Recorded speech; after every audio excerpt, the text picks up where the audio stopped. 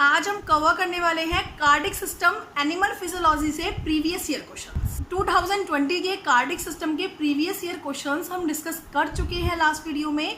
अब हम 2019, 18, 17, 16 इनके क्वेश्चंस डिस्कस करेंगे CSIR net JRF life science के कार्डिक सिस्टम के एनिमल फिजियोलॉजी के क्वेश्चंस। फर्स्ट क्वेश्चन आपकी स्क्रीन पे गिवन है। The ECG recorded by different lead is analyzed on the basis of variation of electric potential at various loci on the surface of body and time scale relation of different waves. After analyzing ECG, following particulars of heartbeat are proposed to be obtained. इसमें हमें बोला है कि ECG जो है हमने पढ़ा हुआ है एंड ECG जो है वो इलेक्ट्रिक पोटेंशियल को मेज़र करता है। अब इसमें बोला है कि क्या क्या जो स्टेटमेंट्स हैं वो ECG की एप्लीकेशन को लेके इनकरेक्ट है। ओके, फर्स्ट है ECG के थ्रू हमें स्ट्रोक वॉल्यूम और कार्डिक आउटपुट का डेटा ऑब्टेन होता है। जब मैंने ECG पढ़ाया था तो मैंने ये वाली बात बताई थी कि कार्डिक आउटपुट वॉल्यूम्स ये सब हमें नहीं पता चल पाते ECG से हम डिटरमाइन नहीं कर सकते एंड डायस्टोलिक वॉल्यूम क्या है, स्ट्रोक वॉल्यूम क्या है, कार्डिक आउटपुट क्या है, ये सब हम डिटरमाइन नहीं कर सकते ECG से। इट मीन्स A हम डिटरमाइन नहीं कर सकते। B volume and the pressure change during cardiac cycle, volume हम डिटरमाइन नहीं कर सकते। C पूछा है anatomical orientation of heart, yes हम लोकेशन हार्ट की, ओरिएंटेशन हार्ट की डिटरमाइन कर सकते हैं, यस। D पूछा है various disturbance in the rhythm and the conduction of cardiac excitation, yes excitation के वक्त रिदम में कोई सी भी ओरिएंटेशन, कोई भी चेंजेस आएंगे वो सब हम डिटरमाइन कर सकते हैं। E पूछा है the extent, location and progress of damage to myocardium में कोई भी डैमेज आया है, कोई भी एक्सटेंट, कोई भी लोकेशन में प्रॉब्लम आई है वो हम डिटरमाइन कर सकते हैं, यस। तो हम क्या क्या डिटरमाइन नहीं कर सकते, वॉल्यूम डिटरमाइन नहीं कर सकते, जो कि हमारा A और B ऑप्शन में गिवन है। तो हमारा A और B ऑप्शन करेक्ट है, इट मीन्स हम डिटरमाइन नहीं कर सकते, यही पूछा है, तो हमारा A करेक्ट है। A में हमारा ऑप्शन है A एंड B। तो हम ECG से सब कुछ डिटरमाइन कर सकते हैं, उसका लोकेशन हार्ट की, रिदम, एवरीथिंग, प्रेशर, सब कुछ, वोल्टेज, सब कुछ। बस हम वॉल्यूम डिटरमाइन नहीं कर सकते ECG के थ्रू। ओके, नेक्स्ट क्वेश्चन देखते हैं। Which one of the following graph represent the relationship between ventricular end diastolic volume and cardiac output in an healthy adult individual at rest and at exercise. It means हमें बोला है कि हमें ventricular end diastolic volume, EDV पढ़ाया था and diastolic volume, उसमें और cardiac output में रिलेशनशिप दिया है। और रिलेशनशिप हमें बताना है जब पर्सन एक्सरसाइज कर रहा है उस वक्त और पर्सन रेस्ट में है उस वक्त। अब फर्स्ट थिंग तो ये आप ये बताइए कि एंड डायस्टोलिक वॉल्यूम क्या होता है। एंड डायस्टोलिक वॉल्यूम होता है कि कितना वेंट्रिकुलर में एट्रियम से वॉल्यूम आया। और कार्डिक आउटपुट क्या होता है, इफ़ आप कार्डिक आउटपुट का फॉर्मूला देखें तो आप ये चीज़ देखेंगे कि कार्डिक आउटपुट जो है वो इंक्रीज हो रहा है जैसे ही एंड डायस्टोलिक वॉल्यूम इंक्रीज हो रहा है। आप खुद सोचिए, कार्डिक आउटपुट तो इंक्रीज होगा जब एंड डायस्टोलिक वॉल्यूम इंक्रीज होगा। जितना ज़्यादा ब्लड आएगा उतना ही तो स्ट्रोक वॉल्यूम के थ्रू ज़्यादा बाहर निकलेगा। स्ट्रोक वॉल्यूम के थ्रू ज़्यादा बाहर निकलेगा तो हमारा स्ट्रोक वॉल्यूम बढ़ रहा है, कार्डिक आउटपुट बढ़ रहा है। स्ट्रोक वॉल्यूम बढ़ रहा है, कार्डिक आउटपुट बढ़ रहा है। It means and diastolic volume directly proportional है किसके, कार्डिक आउटपुट के डायरेक्टली प्रोपोर्शनल है। तो हम फर्स्ट ग्राफ देखिए तो yes ventricular end diastolic volume बढ़ रहा है तो कार्डिक आउटपुट भी बढ़ रहा है। जैसे बढ़ रहा है वैसे वैसे बढ़ता जा रहा है, तो फर्स्ट करेक्ट हो सकता है। सेकंड देखिए तो उसमें भी ऐसे ही हो रहा है, जैसे वेंट्रिकुलर एंड डायस्टोलिक वॉल्यूम बढ़ रहा है वैसे वैसे कार्डिक आउटपुट भी बढ़ रहा है, तो सेकंड भी करेक्ट हो सकता है, B भी करेक्ट हो सकता है। बट C में देखिए तो ये अपोजिट है, जैसे ही वेंट्रिकुलर एंड डायस्टोलिक वॉल्यूम कम है तो कार्डिक आउटपुट ज़्यादा है, बट जैसे ही वो और ज़्यादा हुआ, वेंट्रिकुलर एंड डायस्टोलिक वॉल्यूम ज़्यादा हुआ तो कार्डिक आउटपुट कम हो गया। फिर देखें कि और ज़्यादा वेंट्रिकुलर डायस्टोलिक वॉल्यूम हुआ तो कार्डिक आउटपुट हमारा कम हो गया। इट मीन्स जैसे जैसे वेंट्रिकुलर एंड डायस्टोलिक वॉल्यूम बढ़ रहा है कार्डिक आउटपुट डिक्रीज हो रहा है। तो C को तो बिना देखे ही रॉन्ग कर दे, बिल्कुल नहीं हो सकता। सेम पैटर्न दिया है D में भी कि जब वेंट्रिकुलर डायस्टोलिक वॉल्यूम कम था तो कार्डिक आउटपुट ज़्यादा था, जैसे ही वेंट्रिकुलर डायस्टोलिक वॉल्यूम हमारा ज़्यादा हुआ कार्डिक आउटपुट कम हो गया। D भी हमारा रॉन्ग है, C एंड D हमारा कंप्लीटली रॉन्ग है। ओके, A एंड B हमारे सही हो सकते हैं। A एंड B हम कैसे पता लगाएंगे कि इन दोनों में से कौन सा सही है। हमें बोला है कि सॉलिड लाइन रिप्रेजेंट कर रही है इंडिविजुअल जब रेस्ट में है, और डॉटेड लाइन रिप्रेजेंट कर रही है इंडिविजुअल एक्सरसाइज कर रहा है। ओके, तो अब आप बताइए कि हम जब रेस्ट में हैं, जब हमारा कार्डिक आउटपुट ज़्यादा होगा या जब हम एक्सरसाइज कर रहे हैं जब ज़्यादा होगा? ऑब्वियसली हम एक्सरसाइज कर रहे हैं, हमारी हार्ट बीट फास्ट हो जाती है, हमारी हार्ट रेट एक्सेलरेट हो जाता है। ये तो हमने आपको रेगुलेशन में भी बताया है कि एक्सरसाइज के ड्यूरिंग एक्सेलरेट होता है। एक्सेलरेट होगा तो कार्डिक आउटपुट भी ज़्यादा आएगा, जब एक्सेलरेट होगा कार्डिक आउटपुट भी ज़्यादा आएगा। तो मीन्स जो सॉलिड लाइन है वो कम होगी एंड डायस्टोलिक वॉल्यूम में, कार्डिक आउटपुट में, और डॉटेड लाइन ज़्यादा होगी। It means cardiac output solid line का कम होगा और डॉटेड लाइन का ज़्यादा होगा। वही हो रहा है। और इसमें क्या हो रहा है, डॉटेड लाइन का कार्डिक आउटपुट कम है और सॉलिड लाइन का ज़्यादा है। नहीं, जब हम रेस्ट स्टेट में होते हैं कार्डिक आउटपुट कम होता है, बट जैसे ही हम एक्सरसाइज वाली स्टेट में जाते हैं तो कार्डिक आउटपुट ज़्यादा हो जाता है। और इसमें यही बोला है कि सॉलिड लाइन रेस्ट को रिप्रेजेंट कर रही है, तो रेस्ट वाला हमारा सॉलिड लाइन क्या है, नीचे आनी चाहिए, और जो हमारा डॉटेड लाइन है उसमें कार्डिक आउटपुट ऊपर जाना चाहिए। तो वही हो रहा है हमारा ए ऑप्शन में। ए ऑप्शन में हमारी डॉटेड लाइन जो है उसका कार्डिक आउटपुट ज़्यादा है, सॉलिड लाइन का कम है। बट बी में इससे अपोजिट है, तो बी तो हमारा हो जाएगा रॉन्ग और ए हो जाएगा हमारा right. It means first thing तो यहाँ पे ये ध्यान रखने वाली है, जैसे जैसे हमारा वेंट्रिकुलर डायस्टोलिक वॉल्यूम इंक्रीज होता है, स्ट्रोक वॉल्यूम इंक्रीज होता है, ज़्यादा आएगा तो ज़्यादा जाएगा भी। स्ट्रोक वॉल्यूम इंक्रीज होता है तो कार्डिक आउटपुट इंक्रीज होता है। It means ventricular end diastolic volume जो है, end diastolic volume directly proportional है कार्डिक आउटपुट के। और रेस्ट स्टेट में कार्डिक आउटपुट कम रहता है, पर जब हमारा एक्सरसाइज वाली स्टेट होगी, हार्ट बीट फास्ट होगी, हार्ट बीट ज़्यादा होंगी, और कार्डिक आउटपुट क्या होता है, stroke volume multiply by heart beat. Heart beat ज़्यादा होंगी तो ऑब्वियसली कार्डिक आउटपुट बढ़ेगा। हार्ट बीट ज़्यादा बढ़ेंगी तो कार्डिक आउटपुट बढ़ेगा। पहले हार्ट बीट 72 थी, अब 80 हो गई एक्सरसाइज के वक्त, तो हमारा कार्डिक आउटपुट का फॉर्मूला क्या है, heart beat multiply stroke volume. Stroke volume तो वही रहा, बट जो हमारा हार्ट बीट है वो इंक्रीज हुई, तो मल्टीप्लाई करेंगे तो हमारा ज़्यादा कार्डिक आउटपुट आएगा। तो हमारा एक्सरसाइज के ड्यूरिंग कार्डिक आउटपुट ज़्यादा होता है as compare to rest state. Next question देखते हैं। The change in left atrial, left ventricular aortic pressure in the cardiac cycle are shown below in the figure. Okay, हमें full cardiac cycle given है, ABCD point पूछे हैं। Okay, अब आप खुद बताइए ए पॉइंट क्या है। ऑप्शन बाद में देखेंगे, पहले पॉइंट डिस्कस करते हैं। ए पॉइंट क्या है, जब हमारा वेंट्रिकुलर ने कॉन्ट्रैक्शन करना स्टार्ट हुआ, जिसकी वजह से हमारी कौन सी वॉल्व क्लोज हो गई, बताया था कार्डिक साइकिल में, हमारी AV वॉल्व क्लोज हो गई। ओके, ए पे हमारी AV वॉल्व क्लोज हो गई है, बी पे हमारी आउटिक वॉल्व ओपन हो गई। क्यों ओपन हो गई, क्योंकि एकदम से प्रेशर आया तो आउटिक वॉल्व ओपन हो गई, प्रेशर बहुत ज़्यादा बढ़ा।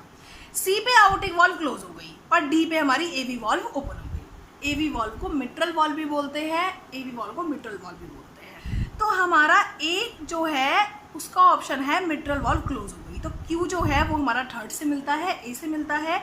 क्यू में हमारा थर्ड कहाँ पे आ रहा है, यहाँ पे आ रहा है, और किसी में नहीं आ रहा है, तो हमारा ए ऑप्शन करेक्ट है। और भी आप चेक कर सकते हैं, हमारा बी जो है आउटिक वॉल्व ओपन हो गई, तो हमारा बी जो है हमारा वो आउटिक वॉल्व ओपन हो गई, उससे मिल जाएगा। पी का सेकंड है, पी का सेकंड है, और भी चेक कर सकते हैं, सारे करेक्ट निकलेंगे। सिंपल सा क्वेश्चन है, अभी 2019 में आया है, कार्डिक साइकिल से आया है, बहुत सिंपल क्वेश्चन है। ओके, नेक्स्ट क्वेश्चन पे चलते हैं। The different wave of normal electrocardiogram of the human subject are shown below. The relationship of the event cardiac cycle to these ECG waves is proposed in the following statement। हमें normal ECG दिया है और waves given है कि P wave किसको represent कर रही है, QRS किसको रिप्रेजेंट कर रही है, बहुत ईजी है। सो फर्स्ट आता है हमारा, ऑप्शन पढ़ते हैं। P wave occur due to depolarisation of atria. Obviously P wave तो जब ही आती है जब एट्रियम का डीपोलराइजेशन होता है। P तो A तो एकदम करेक्ट है, A तो एकदम करेक्ट है। हमें इनकरेक्ट स्टेटमेंट पूछा है। ओके, बी है atrial repolarisation is subjected for the T wave. Means T wave के वक्त एट्रियल रिपोलराइजेशन होता है। ये क्या है, ये क्या है, एट्रियल रिपोलराइजेशन तो हमारा क्या होता है, क्यू एंड आर के बिटवीन होता है, बताया था। दिख नहीं पाता क्योंकि वेंट्रिकुलर रिपोलराइजेशन की स्ट्रेंथ बहुत ज़्यादा होती है। तो हमारा बी तो इनकरेक्ट है, बी तो हमारा इनकरेक्ट है। सी बोला है QRS complex occur during ventricular depolarisation. Obviously ventricular का डीपोलराइजेशन होता है, वही तो QRS है। इलेक्ट्रोकार्डियोग्राम मैंने पढ़ाया हुआ है, उसमें बताया हुआ है। तो हमारा सी भी सही है, सी भी हमारा करेक्ट है। डी में बोला है QT interval represent the प्लेटू portion of auricular action potential. QT जो है वो हमारा किसको रिप्रेजेंट कर रहा है, Q2T किसको रिप्रेजेंट कर रहा है, ऑरिकुलर के प्लेटू पोर्शन को। नहीं, ऑरिकुलर में प्लेटू पोर्शन मतलब प्लेटू पोर्शन कब आता है, जब मैंने आपको वेंट्रिकुलर का एक्शन पोटेंशियल पढ़ाया था, जब वहाँ पे एक प्लेटू फेस आया था। प्लेटू फेस में हमेशा डीपोलराइजेशन होता है, प्लेटू फेस में हमेशा डीपोलराइजेशन होता है, क्योंकि प्लेटू फेस में कैल्शियम आयन आते हैं, कैल्शियम आयन डीपोलराइजेशन करेंगे, कॉन्ट्रैक्शन करेंगे। और इसमें बोला है QT इंटरवल में डीपोलराइजेशन हो रहा है ऑरिकुलर का, नहीं, QT तो बहुत बड़ा है, इसमें तो डीपोलराइजेशन भी हो रहा है, रीपोलराइजेशन भी हो रहा है, तो पॉसिबल ही नहीं है। तो हमारा D भी इनकरेक्ट है, B और D हमारे इनकरेक्ट है, B और D हमें किस में गिवन है, D ऑप्शन में गिवन है, तो हमारा D ऑप्शन सही है, हमें इनकरेक्ट पूछे हैं। ओके, नेक्स्ट क्वेश्चन पे चलते हैं। The pacemaker cells of SA node are inhibited by the stimulation of vagus nerve. The probable mechanism of this inhibition are stated as follows. हमें बोला है कि पेसमेकर सेल इनहिबिट हुई, पेसमेकर सेल इनहिबिट हुई vagus nerve की वजह से। अच्छा, मैंने आपको क्या बताया था, जब रेगुलेशन बताया था तो पेसमेकर सेल्स हमारी इनहिबिट होती है तो हमारा हार्ट बीट कम हो जाती है। और पेसमेकर सेल्स को कौन इनहिबिट करता है, कौन कंट्रोल करता है, मेडुला ऑब्लंगेटा कंट्रोल करता है, वो उसको इनहिबिट भी करता है, स्टिमुलेट भी करता है, मतलब वेगस नर्व की वजह से इनहिबिशन हो रहा है पेसमेकर सेल्स का। अब आपको मैंने ये भी बताया था कि इनहिबिशन होता कब है, स्टिमुलेशन मीन्स सिंपैथेटिक स्टिमुलेशन कब आता है, जब हमारा सोडियम चैनल और कैल्शियम चैनल ओपन होते हैं, सोडियम कैल्शियम अंदर आना स्टार्ट होते हैं, क्यों, ये सब बता चुकी हूँ मैं। एंड हमारा इनहिबिशन कब होता है, जब पोटेशियम बाहर जाता है, जब पोटेशियम बाहर जाता है, एसिटाइलकोलिन आके बाइंड हो रहा था, पोटेशियम बाहर जा रहा था, ये सब बता चुकी हूँ। तो पोटेशियम आउटवर्ड जाता है, पोटेशियम चैनल ओपन होते हैं, जब हमारा क्या होता है, इनहिबिशन होता है। तो अब वेगस नर्व ऐसा क्या कर रही है, ए ऑप्शन आता है एसिटाइल कोलिन रेगुलेटेड के positive channel are activated, acetyl choline regulated के चैनल एक्टिवेट हो गए, यस, जब के चैनल ओपन होते हैं जब भी इनहिबिशन होता है, तो हमारा ए तो करेक्ट है। आउटवर्ड के positive cause hyperpolarisation of pacemaker cell, ये भी बताया था, जब के पॉजिटिव बाहर जाने लगेंगे, के पॉजिटिव बाहर जाने लगेंगे तो सेल के अंदर बहुत ज़्यादा नेगेटिविटी आ जाएगी, नेगेटिव कंडीशन आ जाएगी, तो ये क्या हो रहा है, हाइपर पोलराइजेशन हो रहा है। होना क्या चाहिए था, यहाँ पे डीपोलराइजेशन होना चाहिए था, सोडियम चैनल ओपन होने चाहिए थे और डीपोलराइजिंग वेव जानी चाहिए थी, जिससे कि फिर से एक्साइटेशन होता, फिर से फायरिंग होती। बट पेसमेकर सेल इनहिबिट हो रही है, फायरिंग फिर से नहीं हो रही है, हाइपर पोलराइजेशन हो रहा है, ये सब मैं रेगुलेशन में बता चुकी हूँ। तो बी भी हमारा करेक्ट है कि वेगस नर्व क्या करेंगी, आउटवर्ड के पॉजिटिव आयन को पहुंचाएंगी, जिसकी वजह से हाइपर पोलराइजेशन होगा। और वेगस नर्व क्या करेंगी, एसिटाइलकोलिन के पॉजिटिव चैनल को एक्टिवेट करेंगी, जिसकी वजह से के पॉजिटिव बाहर जाएगा और हमारा इनहिबिशन होगा। सी पूछा है inward funny current of pacemaker potential in increased, यदि फनी चैनल इनवार्ड हो जाएंगे, मतलब सोडियम और कैल्शियम ओपन हो जाएंगे, इनवर्ड होने लगेंगे, पोटेंशियल इनवर्ड आने लगेगा, आयंस जो है इनवर्ड आने लगेंगे, तो होगा नहीं, जब तो हमारा फिर से फायरिंग हो जाएगी, क्योंकि इनवर्ड आने लगेंगे तो डीपोलराइजेशन होना स्टार्ट हो जाएगा। इफ़ आप पेसमेकर सेल्स के जो मैंने पढ़ाया हुआ है एक्शन पोटेंशियल, उस पर जाके देखें तो मैंने बताया है कि हमारा इस तरीके से हमारा ग्राफ होता है, तो हमारा डीपोलराइजेशन नहीं होना है, यहाँ पे हमारा हाइपर पोलराइजेशन होना है, नीचे की तरफ जाना है, ऊपर की तरफ ग्राफ नहीं जाना। और हमारा सी ऑप्शन में बोला है कि फनी करंट आने की वजह से पोटेंशियल इंक्रीज हो जाएगा, पोटेंशियल इंक्रीज हो जाएगा तो डीपोलराइजेशन हो जाएगा। पोटेंशियल इंक्रीज होने का मतलब क्या है कि पोटेंशियल ऊपर की तरफ जा रहा है, डीपोलराइजेशन हो रहा है, नहीं, ये रॉन्ग है, सी रॉन्ग है, क्योंकि वेगस नर्व तो इनहिबिट कर रही हैं, इनहिबिट कर रही हैं, इट मीन्स इनहिबिशन मतलब वो और ज़्यादा हाइपर पोलराइजेशन कर रही है, ना कि डीपोलराइजेशन कर रही है। ओके, ये आपको समझ में नहीं आएगा जब तक आप प्रीवियस वीडियोस नहीं देखेंगे। देन डी पूछा है हमारा इंक्रीज होना साइक्लिक एएमपी का एक्टिवेशन होने की वजह से रिसेप्टर्स के ओपनिंग हो गया कैल्शियम चैनल, और सब बातों को छोड़िए, ओपनिंग कैसे हो जाएगा कैल्शियम चैनल, यदि कैल्शियम चैनल ओपन हो जाएगा तो कैल्शियम अंदर आने लगेंगे और डीपोलराइजेशन हो जाएगा, डीपोलराइजेशन हो जाएगा, रीपोलराइजेशन तो ना होगा, डीपोलराइजेशन हो जाएगा, डीपोलराइजेशन होने की वजह से तो एक्टिवेशन होता है, इनहिबिशन थोड़ी ना होता है। हमेशा याद रखो कि हमारा इनहिबिशन हो रहा है, इट मीन्स के पॉजिटिव चैनल ओपन हो रहे हैं, और हमारा एक्टिवेशन हो रहा है तो सोडियम और कैल्शियम चैनल ओपन हो रहे हैं। ओके, तो हमारा यहाँ पे शुरू में बोल दिया है कि वेगस नर्व इनहिबिट कर रही हैं, इनहिबिट कर रही हैं मतलब के पॉजिटिव चैनल ओपन हो रहे हैं, और के पॉजिटिव चैनल ओपन होते ही आउटवर्ड फ्लो होता है के पॉजिटिव आयन का, वो हमारा ए और बी ऑप्शन में गिवन है, तो हमारा ए और बी ऑप्शन करेक्ट है, सी और डी ऑप्शन रॉन्ग है। समझ में आया यहाँ पे क्या हुआ यहाँ पे? हमेशा ध्यान रखो, हमें वेगस नर्व दिया है, कोई भी हार्मोन गिवन है, कोई भी कंडीशन गिवन है, ये देखो इनिबिट कर रही है या एक्टिवेट कर रही है, सब कुछ बताया है। सिंपैथेटिक स्टिमुलेशन पढ़ाया है, पैरासिम्पैथेटिक पढ़ाया है, सिंपैथेटिक की वजह से क्या होता है, कैसे रेगुलेट करती है, सब कुछ बताया है, ये वही गिवन है। बस इसमें वेगस नर्व एक एक्स्ट्रा टर्म दे दी तो बच्चा कंफ्यूज हो जाता है ये वेगस नर्व क्या है। सिर्फ हमें ये देखना है वेगस नर्व ने इनिबिट किया। वैसे वेगस नर्व एक पोर्शन है एएनएस का, ऑटोनोमस नर्वस सिस्टम का, मेडुला ऑब्लिंगेटा का, और उसमें हमें नहीं जाना है नर्वस सिस्टम में अभी। हमें क्या करना है, वेगस नर्व इनिबिट कर रही है किसको, वेगस नर्व इनिबिट कर रही है पेसमेकर सेल को, मतलब के पॉजिटिव आयन को ओपन कर रही है, के पॉजिटिव आयन चैनल को ओपन कर रही है, के पॉजिटिव आयन्स बाहर जा रहे हैं, हाइपरपोलराइजेशन हो रहा है बस। और यदि एक्टिवेट कर रही होती कोई चीज़ तो मतलब सोडियम चैनल को कैल्शियम चैनल को ओपन कर रही है, जिसकी वजह से वो अंदर आ रहे हैं और डीपोलराइजेशन हो रहा है। डीपोलराइजेशन मतलब पोटेंशियल का बढ़ना, पोटेंशियल का बढ़ना, -60 से पॉजिटिव की तरफ जाना। हाइपरपोलराइजेशन मतलब -60 से -70 -80 की तरफ जाना। ओके, नेक्स्ट क्वेश्चन पे चलते हैं। Different leads are used to record ECG of humans, which one of the following is not unipolar lead. हमारी बाईपोलर लीड कौन सी होती हैं, जो हमारी राइट हैंड पे होती है, लेफ्ट हैंड पे होती है, लेग पे होती है, वो हमारी बाईपोलर लीड होती हैं। मतलब लिम्ब लीड जो है वो बाईपोलर है और सारी यूनिपोलर है। ओके, हमें पूछा है कौन सी नहीं है यूनिपोलर। एग्यूमेंटेड लीड जो होती है वो यूनिपोलर होती है। V1 V2B भी हमारी कौन सी है, चेस्ट लीड है, वो भी यूनिपोलर होती है। VR VL भी एग्यूमेंटेड लीड है, वो भी यूनिपोलर होती है।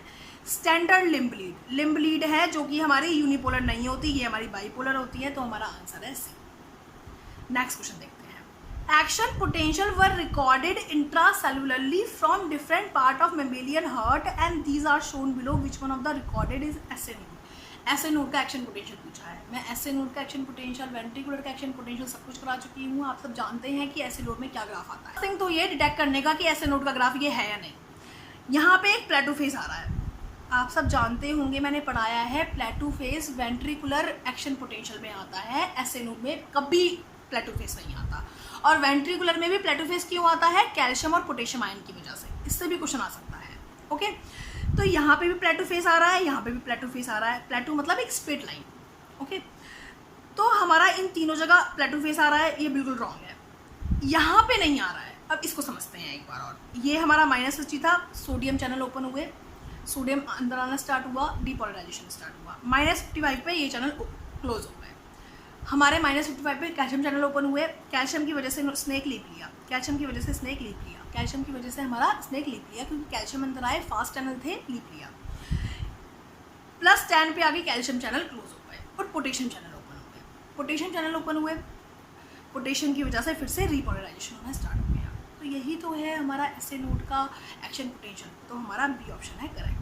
बहुत सिंपल क्वेश्चन आए हैं। इफ़ आप 6 to 7 वीडियोस जो कार्डिक सिस्टम की मैंने कराई हैं वो देखें तो आप हर एक क्वेश्चन सॉल्व कर सकते हैं, सारी इन्फॉर्मेशन गिवन है, कोई क्वेश्चन नहीं रहेगा। आप प्रीवियस ईयर के 10 ईयर्स के क्वेश्चन उठा के देखें, सारे सॉल्व कर सकते हैं, और 2021 का क्वेश्चन पिक करेंगे, वो भी आप सॉल्व कर लेंगे बहुत ईजली। ओके, बस एक बार पेशेंस से वीडियोस को अच्छे से देखें, कोई प्रॉब्लम हो तो पूछें उसको। नेक्स्ट क्वेश्चन आपकी स्क्रीन पे गिवन है। The heart rate shows variation during respiratory rhythm in most human subject. Which one of the following statement describing the change in heartbeat during respiratory phases? Respiration के regarding मैंने बताया था, जब inspiration होता है तो हमारा हार्ट रेट जो होता है वो हमारा एक्सेलरेट होता है, जब एक्सपिरेशन होता है तो हार्ट रेट हमारा डिक्रीज हो जाता है। तो देखते हैं ऑप्शन ए। ऑप्शन है हार्ट रेट एक्सेलरेट हुआ ड्यूरिंग एक्सपिरेशन, नहीं, हार्ट रेट तो डीएक्सेलरेट होता है एक्सपिरेशन के वक्त, रॉन्ग है ये। बी है हार्ट रेट एक्सेलरेट हुआ ड्यूरिंग इंस्पिरेशन, यस, इंस्पिरेशन के वक्त एक्सेलरेट होता है, and decelerate during expiration, yes, B option correct है। सी एंड डी भी हमारे रॉन्ग है, बी ऑप्शन करेक्ट है, बी ऑप्शन करेक्ट है। बी ऑप्शन में यही बोला है कि हार्ट रेट इंक्रीज हुआ इंस्पिरेशन के ड्यूरिंग एंड एक्सपिरेशन के ड्यूरिंग डिक्रीज हुआ। जो मैंने एक लिस्ट प्रोवाइड कराया था कि हार्ट रेट कब एक्सेलरेट होता है, कब वो स्लो होता है, उसको अच्छे से माइंड में रख के जाना। नेक्स्ट क्वेश्चन देखते हैं। The T wave of ECG indicate, T wave क्या इंडिकेट करती थी? पी वेव इंडिकेट करती थी एट्रियम का डीपोलराइजेशन, क्यूआरएस रिप्रेजेंट करती थी वेंट्रिकुलर का डीपोलराइजेशन, टी क्या रिप्रेजेंट करती थी?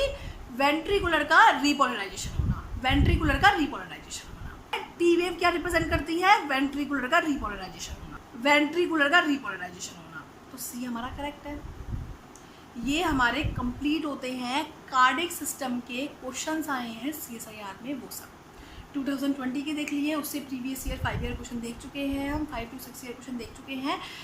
आप कार्डिक सिस्टम में इफ 5 to 6 वीडियोस का पढ़ के एंड ये सारी जो हमारा कार्डिक सिस्टम के प्रीवियस ईयर क्वेश्चन है हम सबको सॉल्व करके जाएंगे, तो आपसे ऐसा हो ही नहीं सकता कि आपसे जो क्वेश्चन आ रहा है CSIR में कार्डिक सिस्टम से वो रुक जाए। सो आप इस कार्डिक सिस्टम को अच्छे से प्रिपेयर करेंगे तो बहुत ईजिली सॉल्व कर लेंगे। बहुत ईजी है एनिमल फिजियोलॉजी को बहुत ज़्यादा हाइप दिया हुआ है, बट ऐसा नहीं है। एनिमल फिजियोलॉजी बहुत ईजी है इफ़ आप तरीके से पढ़ते हैं, पहले अपना लेक्चर्स करते हैं and then previous year question solve करते हैं। सो बहुत ईजी तरीके से आप एनिमल फिजियोलॉजी को अटेम्प्ट कर लेंगे। ओके, इफ़ आपको प्रीवियस ईयर क्वेश्चन में प्रॉब्लम हो कार्डिक सिस्टम के तो आप मुझे क्वेश्चन मेल कर सकते हैं। Best of luck.